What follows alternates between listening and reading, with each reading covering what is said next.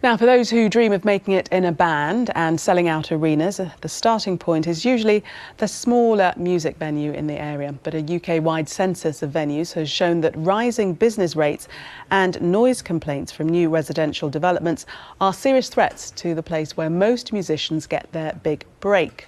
Well, I'm joined now by one of the consultants on the report and strategic director at the Music Venue Trust, Beverley Whitrick. Welcome to you. Good morning. Good morning. So what is the real threat that these small venues are facing and why? The threats are many and varied, and one of the things that we say in the work we do at Music Venue Trust is nobody set out to shut down music venues. What's happened over the years is a lot of different factors are sort of piled up to the point where it's now very serious and venues are closing rapidly. So you've got market factors, you've got the fact that many venues are in areas that redevelopment is prime for, particularly in towns and city centres where perhaps they were near office buildings that are being converted into residential now, which obviously changes the whole nature of the area. They used to be okay in the night time, but obviously if residents move nearby, that's an issue. And at the same time, rents increase, business rates is a huge threat because business rates increased rapidly last year and many venues are finding they just can't afford the new business rates because in these small venues, ticket prices haven't gone up. They are expected to make their money from beer sales and what have you, but really, if you're not taking any more income, you can't deal with increasing costs. So the venues are operating in the way that they have, but things have changed around them.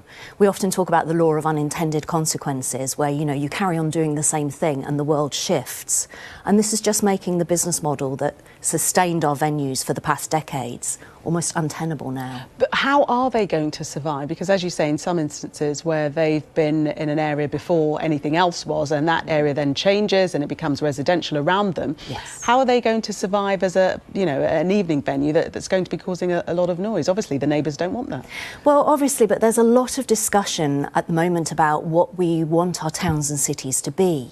And the irony of the situation is that quite often people will move into a town and city because it offers a vibrant lifestyle. So the very things that attract them there, the fact that you have access to exciting things to do, somehow need to be aligned with the fact that people want to live there. So there's a lot of discussion about how we get this right, you know, making sure that the residential provision is created in such a way that you can have a good night's sleep, but then when you leave your home, you can visit the music venue or the other cultural space nearby, and you still have those things on your doorstep. That would mean no music venues next to residential properties? No, it doesn't. What it means is that when properties are developed, they have to be developed in such a way that the design includes attenuation against the sound, against the disturbance. It's about responsible development so that people can live in towns and cities, but they don't endanger those nighttime activities, those cultural and social assets that are already there.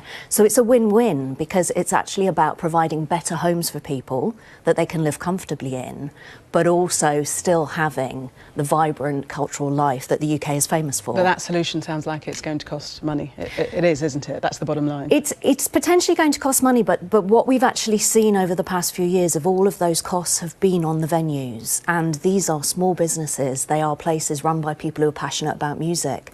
And traditionally, if a noise complaint has come, the whole responsibility for trying to deal with that has been for the venue. And that quite often can lead to that venue closing over time because they just don't have the spare cash. They don't have money to invest in their own venue.